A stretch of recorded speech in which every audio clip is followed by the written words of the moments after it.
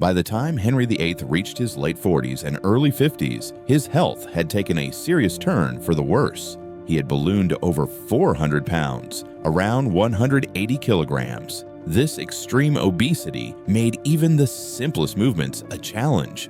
And in his later years, he often required help just to get out of bed or take a few steps. His considerable weight put a tremendous strain on his heart and legs.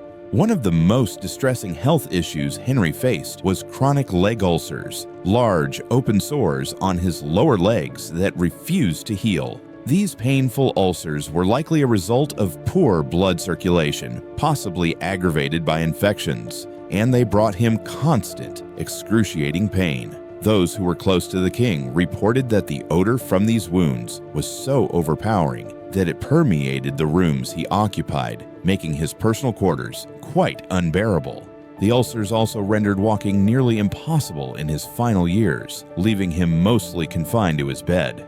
Alongside his obesity and leg ulcers, it's highly probable that Henry VIII also battled type 2 diabetes and heart disease. Modern historians and medical experts have come to this conclusion based on his symptoms, physical condition, and lifestyle choices. Henry was notorious for indulging in rich foods, drinking heavily, particularly wine and ale, and leading a largely sedentary lifestyle, especially as he aged. All these factors played a significant role in his deteriorating health and heightened his risk of serious illnesses. Henry went through a traumatic experience in 1536 that had a lasting impact on both his health and behavior. During a jousting tournament, a thrilling yet perilous sport for the nobility, he was thrown from his horse and lost consciousness for several hours. This incident likely resulted in a traumatic brain injury, which may have played a role in the mood swings, increased aggression, irritability, and paranoia he exhibited later in life. Many historians argue that this head injury significantly deteriorated his mental health in his later years. As Henry's physical health declined, his mental state followed suit.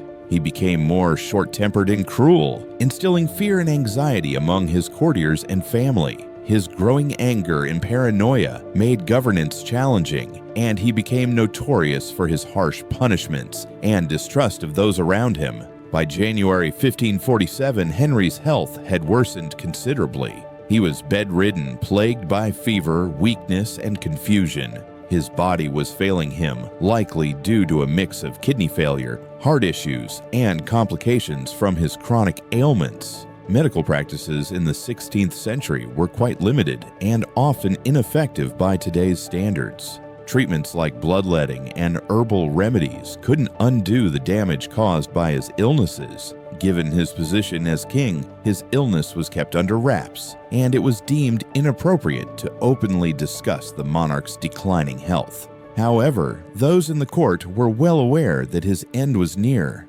On January 28, 1547, Henry VIII passed away peacefully at Whitehall Palace in London at the age of 55. Despite his immense power and royal riches, his final days were filled with significant suffering. His death was a slow and painful process brought on by a multitude of health issues, serving as a stark reminder that even the most powerful individuals are not immune to the ravages of disease and the fragility of the human body. After he passed away, Henry's body was placed in a lead coffin for the journey to Windsor Castle, where he was laid to rest in St. George's Chapel. Unfortunately, due to the severe decay and the poor state of his remains, the coffin leaked fluids along the way, serving as a stark reminder of his physical decline. Henry VIII was buried alongside his third wife, Jane Seymour. Jane was the only one of his 6 wives who bore him a male heir, Edward VI, who ascended to the throne after Henry's death. Henry's tragic end offers valuable lessons about health, power, and the inevitability of mortality. It underscores how lifestyle choices like diet, alcohol consumption, and lack of exercise can significantly affect one's health. His story also sheds light on the risks associated with untreated injuries and chronic illnesses. Ultimately, it reminds us that no matter how wealthy or powerful a person may be, they cannot escape the natural processes of aging, illness, and death.